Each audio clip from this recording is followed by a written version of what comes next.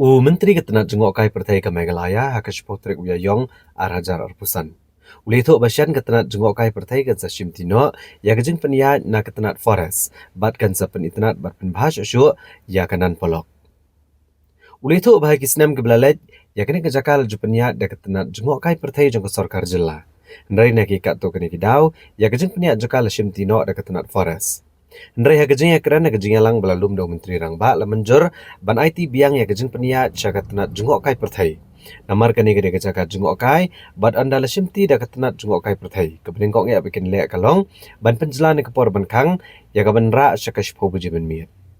Da ke bakedo ketenat forest ka jukang ya kani ke watslek ke por san buji jan miet. Ka balong ke por ke berang kloy. Kumtala menjur ban penjelan no ke por kang shaka por shpho buji. Nalor kani la menjur ru ya kamang tengka ke benong kat pra Klur tengka bat kani kamang tengka kelong ban penyar ya ka jakarung ban bu ikiwe kijing don kam kum ke musical fountain ki cafe ki jaka shongkai bat kijing pen bahai kijing kieng bat kiwe.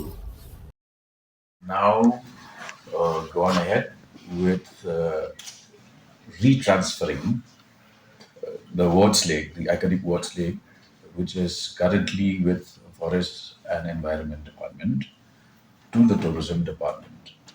The Wards Lake, as you know, has even the bridge, which is iconic and symbolic of Meghalaya.